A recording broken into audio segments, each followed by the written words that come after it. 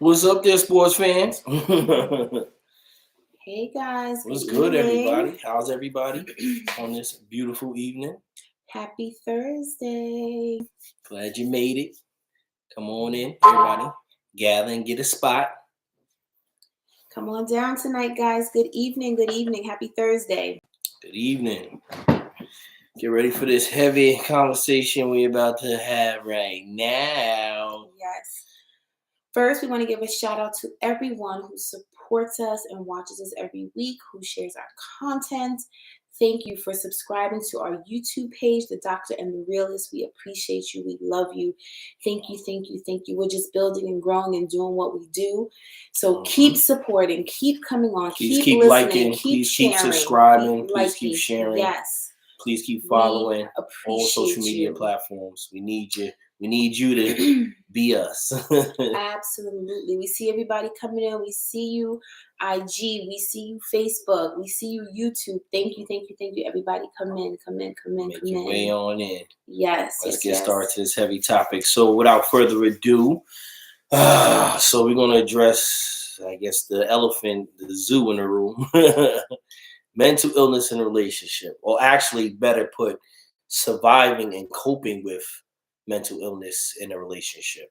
Now, my wife is definitely an expert in this field, and I'm going to let her take the lead on this topic. And like y'all, I'm going to ask the questions that we think is too dumb to say out loud.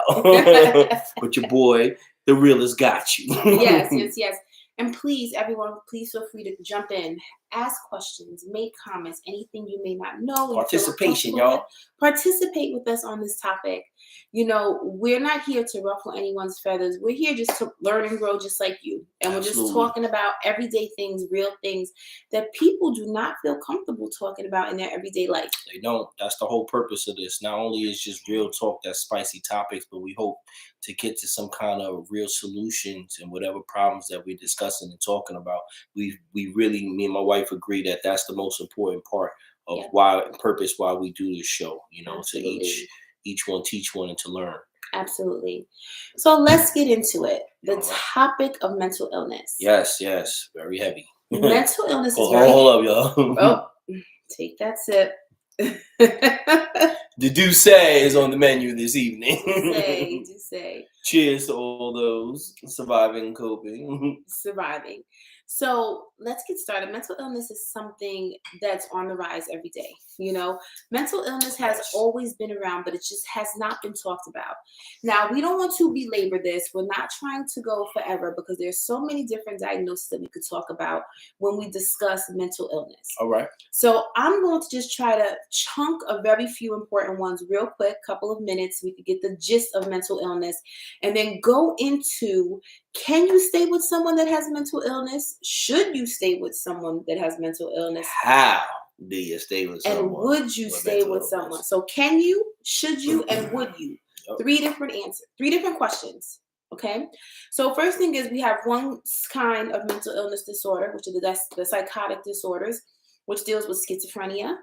People who may have symptoms of hallucinations, delusions, hearing voices, psychotic mania, bipolar disorder. No, we talking about psycho killers, Ted Bundy, Jeffrey Dahmer. We talking about. May have you got to put it in layman's term because a lot of people don't understand what psycho. Hearing voices, you know, someone that may lick walls, they may smell things that aren't there, hearing people talking to them and they're not there, hearing people tell them you should kill yourself, you should harm someone else. Okay. Wow. That's one example of schizophrenia, right? All right. Then we have bipolar disorder. You know, people who have, you go from mania to severely depressed. Mood swings. But it's not, I'm mad 5 minutes and I'm happy 10 minutes later. That's not bipolar. Okay. Bipolar is, and you're on a high for days at a time where your body's exhausted, and then you go swing to a low for days and weeks at a time. A low would being like depression. Just a deep place. And it's days. It's not a few minutes. It's not someone who's mad one moment and happy. That's not bipolar. Okay. So those are just an example of some of the first set of, those are only 2 examples. There's many more, but I'm just trying to give you the ones that people use. Schizophrenia, bipolar, right? Okay. Those usually happen, if it comes from issues in the brain, lack of serotonin, trauma, a psychotic break, right? Then we have the next set of, disorders, which is very common, which is anxiety and depression. Everyone deals with some sort of anxiety and depression, whether it's extremely mild, unless it's extremely severe. Again, there's different forms of anxiety and depression. You could have major depressive disorder, or you could have dysthymia, which is something very mild where sometimes you feel low, you just feel down, but you could kind of swing back and forth, right? Okay. And then anxiety. There's so many different forms of anxiety. You may just have general anxiety where you just feel anxious all the time for no reason. You may have. I'm getting anxiety just listening to you right now. Listen. Then you may have agoraphobia, where you're afraid to leave the house. That's severe. Okay. Where you cannot leave your house because you just anxious.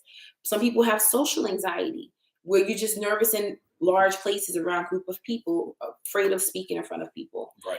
And again, anxiety is normal. We all get some kind of anxiety, right? Yeah, panic attacks, y'all. Anxiety. Attacks. Your chest We experience it. We get through it, right? The good thing about depression and anxiety, it's something that you don't have to have for the rest of your life. Go get therapy, do your meditation, take care of yourself, and you could get out of it, right? Okay. So then we have some personality disorders. Personality disorders. I don't think there's no medication for a personality disorder, but you need to work on yourself. So 2 that we talk about, borderline personality and narcissistic. Okay. Borderline personality is very common in young women. These women usually attempt to commit suicide. They're very manipulative. What can you do for them? They maybe have a lot of anger, aggression, emotional. The onset is usually late teens, early adulthood. Right? Then we have narcissistic personality disorder, which is very common in men, but women can be narcissistic. But basically all about you. What can you do for me? If you don't do what I'm saying, then you're against me. Super selfish. A lot of gaslighting. Super entitled, where they make that you think that you're going crazy because they did something to you. Narcissism is very common. So how's that different from any woman out here in today's society? Oh my gosh. So y'all basically saying all women are mentally We all have a little mental illness in us, right? So those are just a few disorders. I'm asking for the fellas though. I need to know because I'm hearing a lot of symptoms that match a lot of cases of this whole, you that is the point. It's a thin line between what is mental illness and what is just somebody's personality. It's a very, very thin line. Okay, people may not like what I'm about to say, but I'm a doctor. I've seen hundreds of people in my career. I've been doing this since I was 19 years old, from children to adults. I've worked with killers. I've worked with people who chopped off their mother's head. I've worked with people who've killed their children. I work with people who've raped and molested kids. I've worked with children who have molested their siblings. I've seen it all. Let me tell you. And that's all mental illness. Some form, yes, it's a huge form of it. But let me tell you, not everything is mental illness. That's what I'm trying to get to. The problem with our society is they try to lump all bad behavior as mental illness. Okay. When in reality, some people just like to do bad things. And no accountability. All right. Right? Yeah, I can see some people just like, I'm having a bad day. I want to go push someone off the train tracks because I'm mad. Wow. And a person could not have a history of trauma, could have come from a good family, could have a good job. Mm-hmm. Like, would you consider stealing a mental illness? Yeah, it's kleptomaniacs. They give it kleptomaniac, but some people steal just because, one, for survival, right? Some people that steal for survival. But I think with a kleptomaniac is that they can't resist the impulse to take the shit, no matter what they do, no matter what you tell them to do. Like, I'm gonna burn your hand if you take it, and you still gonna do it. They still try to slide it out of there. We cooking that hand up. But why can't we say that they're just a thief? They can't help themselves. This is who they are. Right? See, that's very interesting because I think a lot of people hide behind their mental illnesses because now we live in a time where if you feel some type of way, admit that there's something wrong with you. You know what I'm saying? Yeah. For instance, I'm gonna take, I'm an out of the box thinker, y'all. Mm-hmm. So if you say with the whole kleptomaniacs, I think of a nymphomaniac. Now, a nymphomaniac is somebody that can't resist the urges and the impulses to have sex, correct? That's what dictionary textbook says, right? Well, when I looked up at Googly, they said an oversexed woman. Okay. And they really was specific about it being women. I didn't see any kind of references to oversexed men or males or whatever. So I don't know. Maybe that was just the one reference that I looked at. That was Google, y'all. Y'all Google right now. Google nymphomaniac and see what it comes up. It says oversexed woman. I'm not making this up. I'm not trying to be male chauvinistic on this show. All right, now are you ready for this? But what I'm saying is like, I don't believe nymphomania is a real thing. Okay, and why is that? You ready for this? I'm about to go. We ready. So some people may feel some kind of way about what I'm about to say, right? Go ahead, let it fly. So this is Dr. The Realist. We getting real with your ass. Ready? Let's Textbook, go. Google. Yes, nymphomania was a term that was given to women many years ago who were hypersexual or enjoyed having a lot of sex. Jezebels. Right? Perfect example. I'm not done, right? So this term was given to women who were hypersexual that enjoyed having sex. So of course they would do a lot of things to try to cure these women, right? You could only imagine what kind of cure a woman of being sexually aggressive. Yes, cure a woman of not wanting to have a high sex drive, right? So I'm sure you could imagine what they did: lobotomies, things to the genitalia, hypnosis, whatever they could do, right? That's terrible. So the problem is women cannot be hypersexual, but men can, and it's okay. Because why only give this term to women? I didn't give it to the women. I'm just saying. I just typed in Google. So Google gave it to the women. Okay, so let me break this down for you. Okay, let me break this down for you. And this is an issue in our society today. So years ago, right? Everybody on here, I hear my great-granddaddy, my daddy, my grandma, my this, that. They've been married for 50, 60, 70 years. My grandfather was the greatest. Let me tell you. They put in their time. Most, if not all, men in history have stepped out on their wives. And our mothers, grandmothers, great-grandmothers, whomever, they accepted it because that was the social norm. Women, we were not supposed to be promiscuous. We weren't good for anything but giving our husbands sex when they asked for it and giving them children. Okay. So most women, grandma, great-grandma, mom, dad, whomever, knew what their husband was doing. Oh, okay. But they dealt with it because that's the societal norm. Right? So, but what does that have to tie? But listen, if a woman came out and was promiscuous, she's a nymphomaniac, because it wasn't normal for a woman to have a high sex drive. Now, fast forward to today, where women are over sexualized publicly, right? Always naked on TV, always naked, all of these things. They're not giving nymphomania anymore. They're giving the term of Jezebel, like you said, a slut, a thought. Meanwhile, men could have. Look at Hugh Hefner, had a house of tons of women that were little girls. If you want to get technical, I ain't taking away from Hef, but this grown old man with a whole bunch of little girls, because they were his little girls, and sleeping with them with no problem. Trying to get us shut down, man. What we call R.I.P. Hef. R.I.P. Hef. Don't talk bad about the dead. But we're speaking facts. I'm not speaking bad. I'm speaking facts. But what we call that nymphomania? Listen to what I'm saying. It's just a term. Exactly. Just like anything else, because men could be, you can look up sexual deviant or something like that, and it could have a male contingent to it. I'm not trying to say that. Mm-hmm. What I kind of was putting it towards is, if somebody is classified as a nymphomaniac or diagnosed as a nymphomaniac, and they're in a monogamous or so-called trying to be in a monogamous relationship, and this woman, regardless of whatever you do, you provided her with security, you've given her honesty, you don't cheat yourself. And no matter how good or how accommodative you are, this woman still engages in sexual practices with your brother, your neighbor, because she's a nymphomaniac. So how does somebody in that type of scenario cope with that type of mental illness? Or maybe she's not a nymphomaniac. Maybe she's just greedy and she wants a whole bunch of different things. Okay. You understand? Okay. So who is to say that too much sex is too much sex? Yeah, that's true. It could be just a trait. It could just, because there are a lot of women who like sex just as much as men. They do. I feel like now today's society, with women being in the workplace and earning so much money. I was just talking to my wife right now. I was like, yo, it ain't no dudes in the strip club right now. We all struggling trying to keep that money. There's ladies throwing dollars in the strip club. They ain't there making it Holland, Club Live, and all these other places. And it's crazy because now I see like society where women are a lot more aggressive about dating, being with men, cheating, that whole mentality now, it almost like is shifted because most of them are the breadwinners now. So it's like they making the rules. And guys kind of have to, get in where they fit in around that scenario. But I feel like so many people use their mental illness to kind of hide their lack of discipline, their bad behaviors. Absolutely. Like, I'm an nymphomaniac because I cheated on you because I'm a nymphomaniac. Or I can't control my anger because I have rage disorder. I got rage disorder or something like that.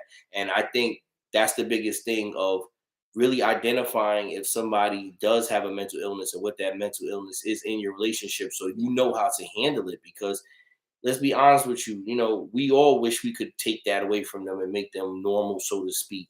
But they're really no normal. But there's really no normal, because what's normal? Everyone has something with them. Everybody has some kind of quirk. Everyone has something with them, My thing is, can you be with someone who is one way when you got with them, and then something happens, whether organically, whether emotionally, and something snaps? I've worked with a lot of families whose children or their spouse just had they had a normal life, so they thought, and then just had a psychotic break.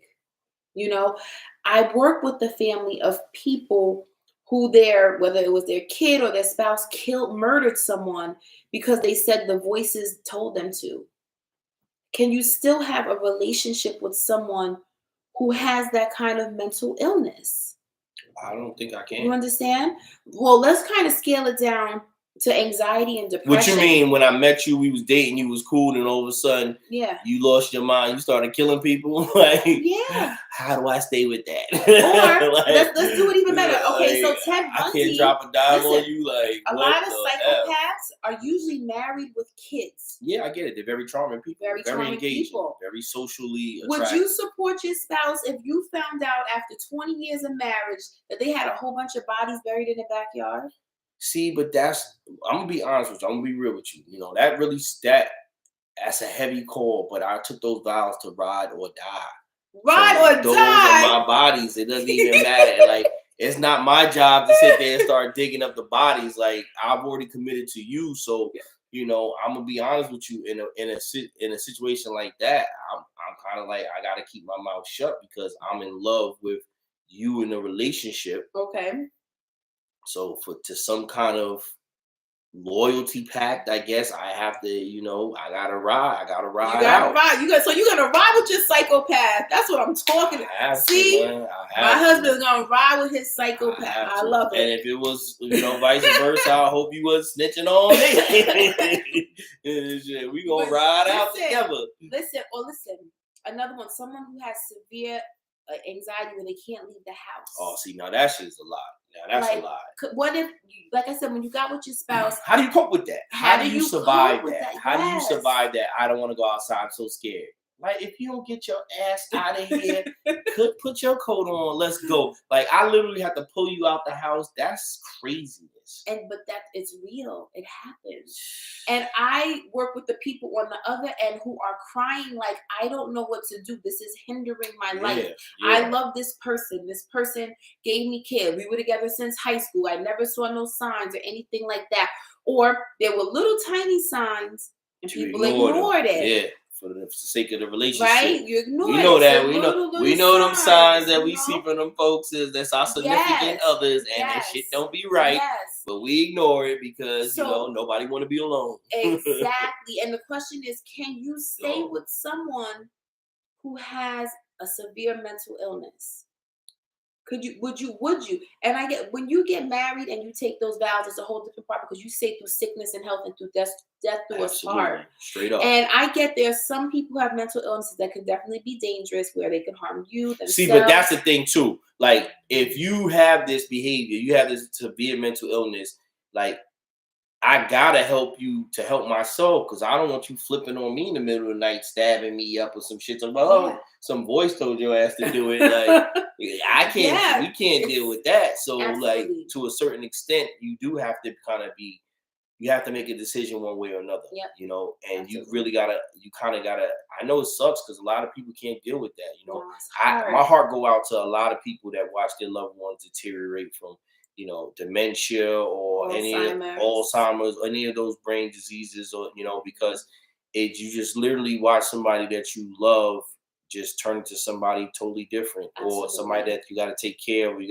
And that's when I think real love comes into the matter, because a lot of people show their true selves in those situations. Yeah. A lot of people can't handle that. A lot of people are just like, oh, I'd rather put you away just to make sure that you're okay, but I can't deal with you every day. And that's a hard decision on anybody. No judgment, no judgment zone on that, because I would never want to be in that with my loved one. But yeah, I kind of feel like when it comes to the mental illness, it's like it's our mental illness when we're married. Because I have to deal with that. I have to share with. So let me talk about this. So let me put a little light on it. I'm a loyal married man, but I'm suffering with bipolarism, for instance. Bipolar disorder. Okay. And one disorder, I'm the perfect husband. I cook, I clean, we never argue. I don't go through anything with you. I have ultimate trust on you. I'm ultimately supportive. And then the other bipolar like to show his ass. He don't like cooking. He don't like helping out. He like doing bad things and cursing your ass out. Okay. How do you deal with a situation like that? Is that a real situation, or is that just me exaggerating? That's just you being blaming my behavior on my mental illness. Yes, that's blaming your behavior, mental illness. But if someone has a mental illness where it's like that, get your partner the help that they need. Help them. But is it more than just like they're getting them therapy, or we talking like medicine? We talking like medication. Depending on how severe the disorder is, they may need medicine to help them stop with the intrusive thoughts. Stop with the jitters, stop with the anxiety, stop with the hearing the voices. So there is medication that helps those symptoms. I heard about that. But what about those people that don't want to take that medication because they say it makes them feel some type of way? Like, it makes me feel loopy, so I don't take my medication. Or should you start? Makes you not be able to get an erection. How do you get it? How do you? Oh man, where you can't get an erection. Yeah, I worked in a hospital. What medicine do that? So that's horrible. I worked in a hospital, and a lot of the male patients. I worked on an all inpatient male ward. Hi fam, hi everyone coming in. That's crazy. A lot of them refuse certain medications. Most of them schizophrenia or major psychotic disorder. Some of the medications made them not be able to get an erection. They didn't like how it made them feel. So that's another issue when it comes to mental illness. People don't like the side effects of how it makes them feel. It may make you feel droopy. So what does your partner do?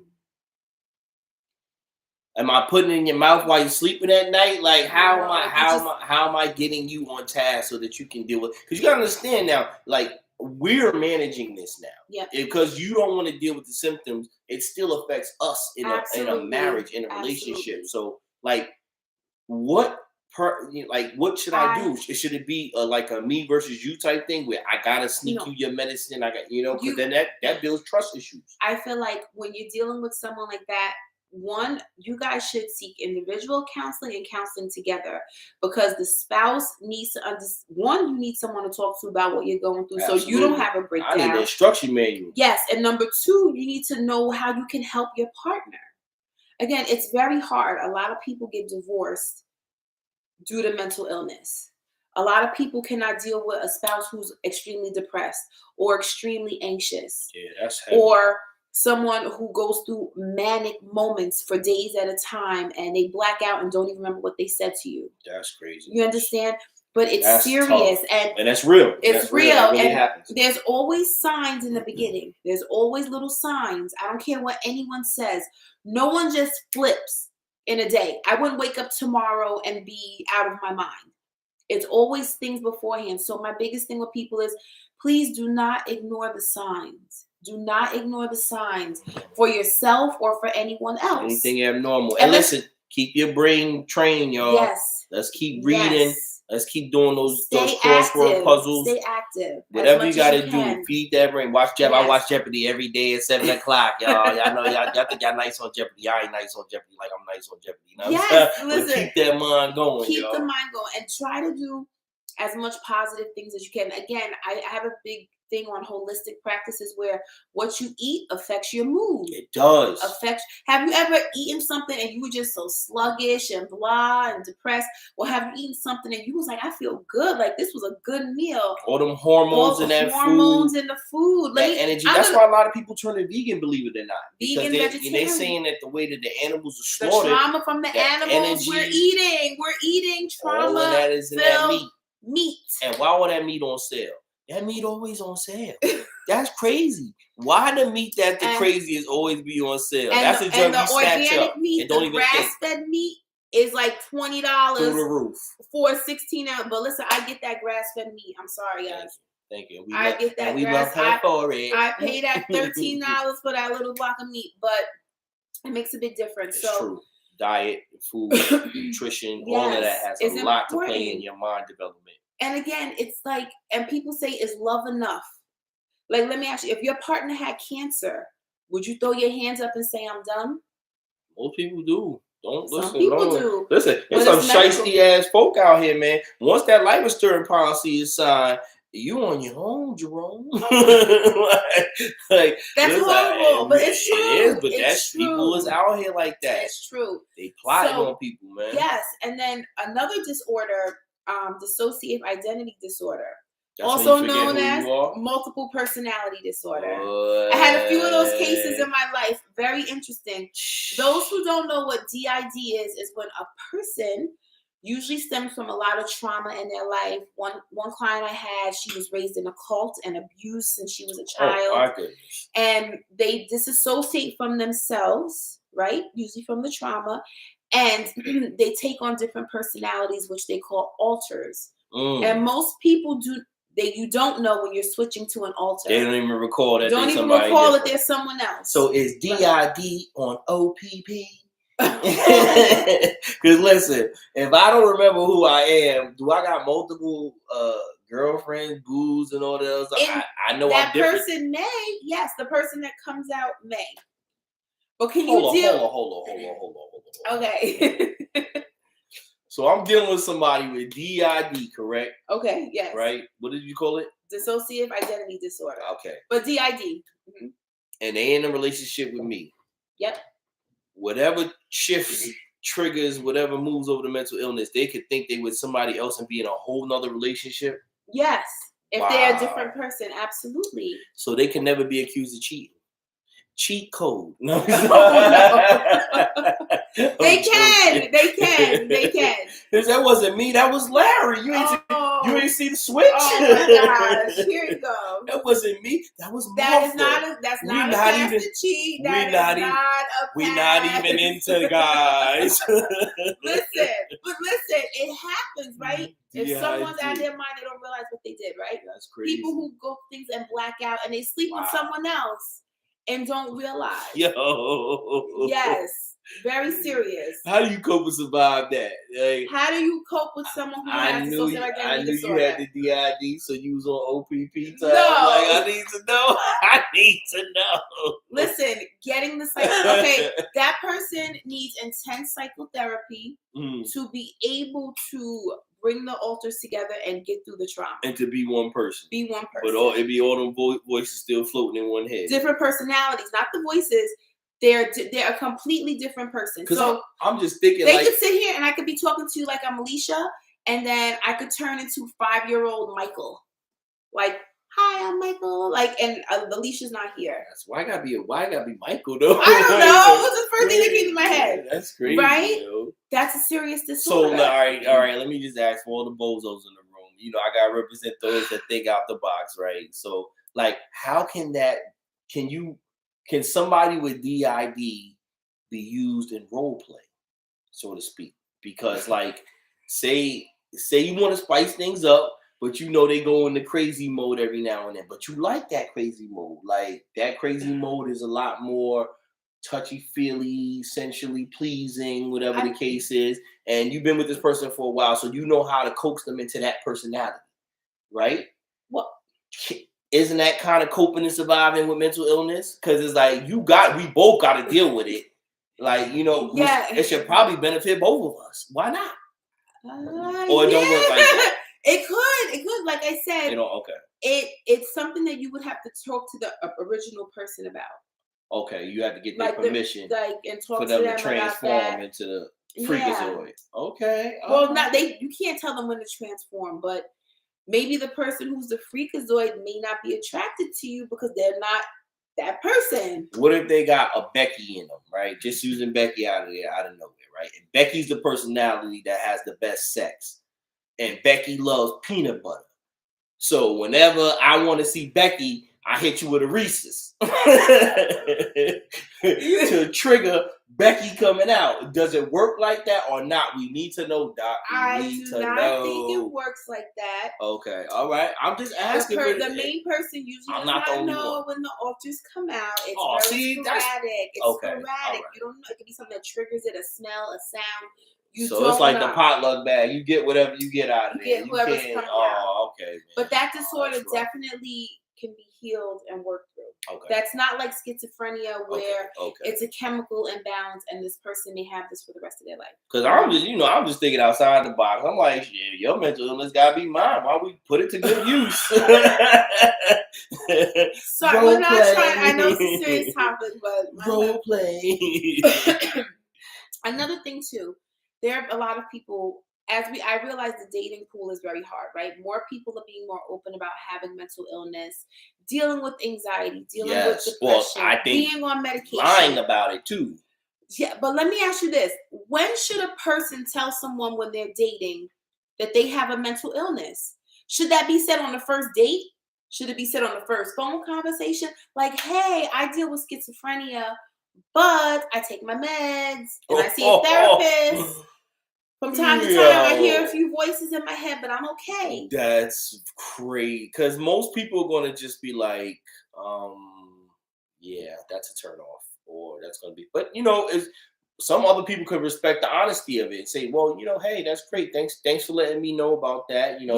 Maybe I can deal with that, or maybe that's too much for me.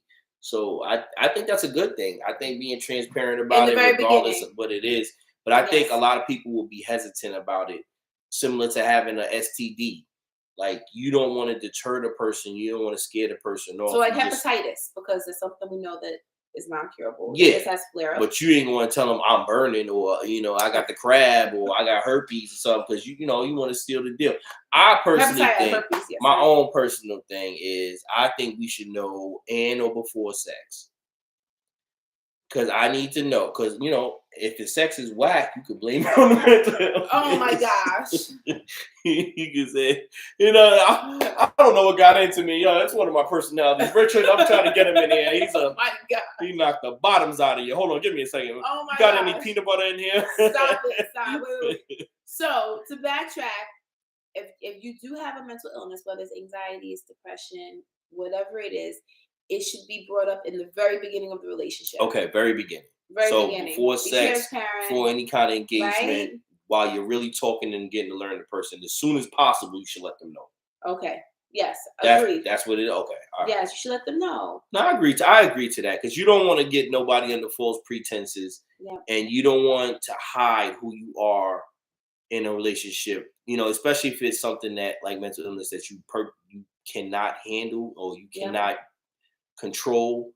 So I think that's great to really let somebody know honest, up in front. And you'd be surprised too, if somebody's your soulmate or somebody's meant to be with you, people are very understanding. Certain people are very compassionate in this world, and if they feel as if there's something in you special enough to look past that struggle, your struggle becomes their struggle, as in most things in relationships, finance, attitude, kids. We learn to accommodate to the things that we, don't necessarily like, but we love this person. Absolutely. So we're going to put our work into it. We're going to put our attention into it. We're going to put our love into it. And, most people want to believe in somebody, Absolutely. And one thing I noticed about the dating pool, I know people. How you know so much about the dating pool, Doc? Because I have friends that are single. I have clients who talk about it. Right. True. The dating world, I find that a lot of people are having a hard time accepting someone who's confronting their mental illness in adulthood, or still just now dealing with trauma. I think people 35 and up are having a hard time because trauma was suppressed for all those years. 70 days, no one talked about it. So the people 35 and up, they're like, Dag, I do have some anxiety. Dag, I am suffering from depression. Yeah. This was things that was not talked about when I was a kid. You know? So do you feel before you start dating, right? Before you start dating or going on these dating sites, should you heal yourself? Should you be healed? Should you work that out? You know? Well, as we all know in therapy, for those that have previously watched the show, therapy is a lifelong process. So healing is a lifelong process. So I don't think I can heal myself in order to date you. But I think you should definitely be aware of my journey and aware of some of the obstacles that I'm currently dealing with. Very good. So you have the option to decide whether or not you want to be with my not so sane self or not. You know, I don't like, I know I use the word crazy a lot, and crazy can mean anything, you know what I'm saying? And I think part of the stigma with mental illness is because your brain is different or you're going through this, people automatically label you on the umbrella of you're crazy. You're crazy. You're crazy. You're crazy. And you don't want to hear that. You're tired of hearing that. That's what holds you from being your true self. That's what holds you from confronting what your problem is so that you can be, you know, better or function from it. Absolutely. Because everybody's worried about somebody being labeled crazy. But listen, y'all, let me tell you, we all damn crazy. Y'all know my ass is crazy. Thank God my wife deal with all my several mental illnesses. I've got a gambit of them. And yet she still loves my crazy ass. That's what it's all about, man. You know what I'm saying? You gotta love somebody for they crazy, man. That how Beyonce say crazy in love. Shit, you gotta love somebody for they crazy nowadays, you know. And a lot of people that's single out there, listen, y'all. I know you want to hit that perfect match. I know you want to get that guy with this and guy with that and girl with this and girl with that, but that shit don't exist, y'all. I'm gonna be honest with you. All those superficial things that you thought you wanted in a person, that ain't it. Nope. You need trust. Somebody's gonna be able to tolerate you, understand you, work with you, learn with you, grow with you, correct you, you know, learn from you. Absolutely. All those are the things that you need to be looking for in a relationship. And if the person that you're seeking doesn't have those things, then you got to work on the things that you present. Absolutely. That's when it really becomes are you checking your mental illness? Absolutely. Are you checking your attitudes? Are you checking your appearances? Are you checking your behaviors? Because a lot of times we always want somebody to accommodate to what works for us, but we don't even be ready to accommodate to anybody, to have somebody, to be somebody's support. Absolutely. You know, I always say I'm always working on my better self to be a better half for my whole, for my wife, you know. That's why I work on the shit that I'll be struggling with, because you know she deserves a king. She deserves a man that has his emotions and his behaviors in check. You know what I'm saying? And my kids learn from that. That's the healthy relationships that I want to see and foster coming out this family. So mental illness is a heavy one, man. Heavy, you know, heavy every day. A lot of empathy for my warriors out there struggling with it. Yeah. So, you know, just to sum some things up, first thing I want to say is look at the signs early on, you know. Early in your detection. Relationship, early detection. If there's any depression, anxiety, if something seems a little bit off, work on that together with your partner. Mm-hmm. Everyone is so afraid to go speak to someone or get therapy or get some kind of help. They just don't want to confront their problem. Yep. You know, I don't think they're scared to talk about it. You just like, I don't want to. I've been dealing with this problem all my life. Yep. I don't want nobody telling me how to live. I don't want to change these things about me. That's usually the attitude. Yeah. That's no bueno. Yeah. And again, we're getting out of the stigma of mental illness being taboo. It's not anymore, you know. And let's start with our kids. If you see some behaviors that are foul in your kids, check that right away. Address them. And if they need to speak to a child psychotherapist, send them. It's okay. It's okay. Listen, even if they're not exhibiting that, if you have an active relationship with your child and communication is there, and there's certain answers that you don't have, maybe it's good to talk to somebody else that doesn't have those answers, or somebody that does have the time and the attention to talk to them about their problems when they're ready to talk about it. Kids don't want to talk about stuff when you want them to talk. Absolutely about it. Not. Only when you put them Absolutely in a not. comfortable situation, like many adults, when you put us in a comfortable situation that we're able to trust who we're speaking with, we can unpack all that. Absolutely. That's why most people require therapy. Absolutely. And It's it's nothing wrong with necessary. it. It's a necessary. And also too, the question we pose was, can you, should you, and would you stay with someone who is suffering from mental illness? Right. And I feel like as long as it's not something that's life threatening to you or anyone else or the person, where you just have to get them extensive help, whether it's in an outpatient program, inpatient program, Yeah. medication. Save yourself. Yeah. Save your people. Yes. I know when I made my vows to my husband, I said, till death do us part. Like, I can't see myself just dropping my husband off somewhere and be like, you're going to stay here until there's no more because I can't deal. But that's me. I know there are some people for their own mental health who couldn't deal with someone who was schizophrenic. Yeah. Or That's a who lot. was hearing voices, or who couldn't deal with someone who had severe anxiety. That can be a lot for someone who doesn't understand what anxiety is or how the person's feeling. Right. Or even major depression. You may be with someone who's like, why can't you just be happy? Why can't you just get up? I do all of this for you. And they don't understand how that person is feeling. Yeah, it's a disease. It's a disease. Like, would you tell someone who has cancer, well, you shouldn't have cancer? No. You know what I'm saying? Yeah. If someone is dealing with a substance abuse, would you say, "Oh, you should just stop having a substance abuse"? No, these are all things that a person is dealing with, and if you've committed to the person, I feel you do everything in your power to help that person. Should be. And you need to do what you can to help and yourself, because you need your sanity too.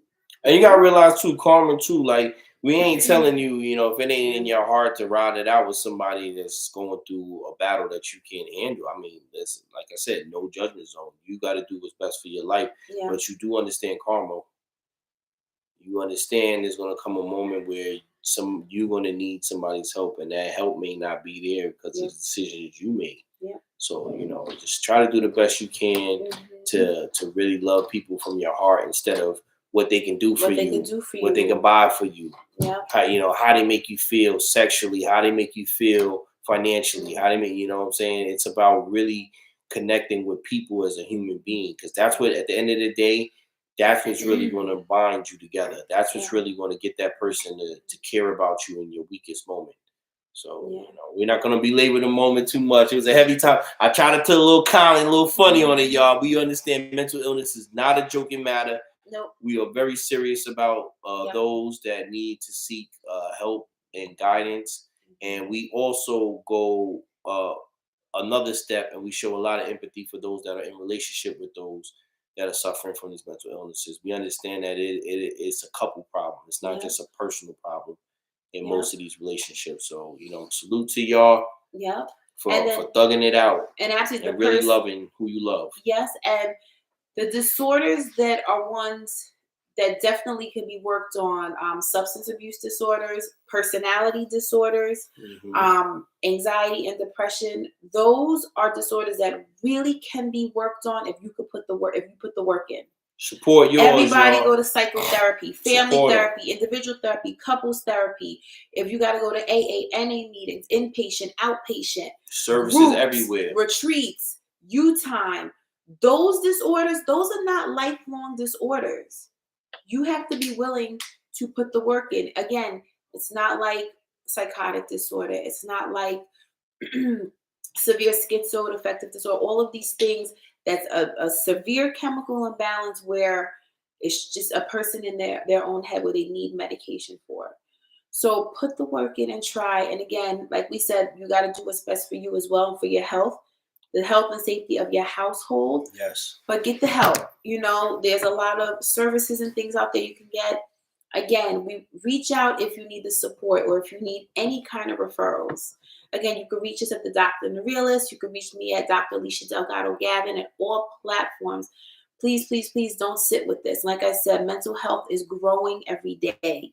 I don't watch the news, but if you could just see and hear what is going on today with our children and our families, people on the day. This is serious. That's where the anxiety comes from, y'all. And listen, I'm sure all them people had signs and symptoms way before they committed whatever acts they committed. Yeah. This didn't just happen out the blue. There were things that people did not just kept pushing under the rug, whether it was family, significant other, kids. Check on those things right there. Yeah. So, do your best to love yours, y'all. You know, yes. mentally ill or not, man. Yes.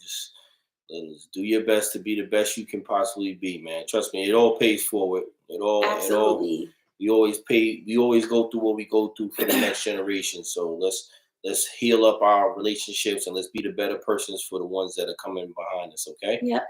And one thing I want to leave everyone in, instead of just focusing on mental illness, let's focus on our mental wellness. Yes. We're too focused on being ill. We're too focused on being sick. You know, something's wrong. Let's focus on our mental wellness and being well, being happy, being a better person for you, doing things that make you happy, that bring you peace. Yes. Very important, y'all. That's So wealth. It's wealth and health. Let's talk about mental wellness. Get your mental wellness in order. If you can get your mental wellness in order, you will avoid mental illness. You start seeing the pieces of your life start falling in line and back again. Absolutely. So each one teach one. We hope y'all enjoy this topic. Yes. Anybody else struggling with mental illness, like I said, we salute y'all and we wish y'all all the best. You know, you the true MVPs, man. Absolutely. We love y'all as always. Please continue to follow us, share. Join and subscribe to our YouTube page, Dr. The Realist. We love. We got a couple cool videos on there. If y'all want to check out our wedding, y'all be like, y'all talk so much shit. You wedding counselors, what are they going? Relationship counselors, whatever it is. Yeah, man, check out that wedding, man. Listen, from our point of view, that wedding was one of the most stressful, painstaking things we ever did. But you can't tell from the video. No, because the video made it, and I have so some of my best friends tell me all the time it was so beautiful. It was so beautiful. Shout out to everybody that made it out. The Puta got a hard ride, boy. We was tearing it up out there. Yes. So listen, we love y'all. We appreciate y'all. Again, tonight I'm just gonna leave you with mental wellness is key. Mental wellness is key. Yes. Keep loving, supporting, love yourself, give yourself, shower yourself every day. Mental health, and good sex. Good sex. Kiss. Love you. Good night, guys. We love you. Have a good night. Peace.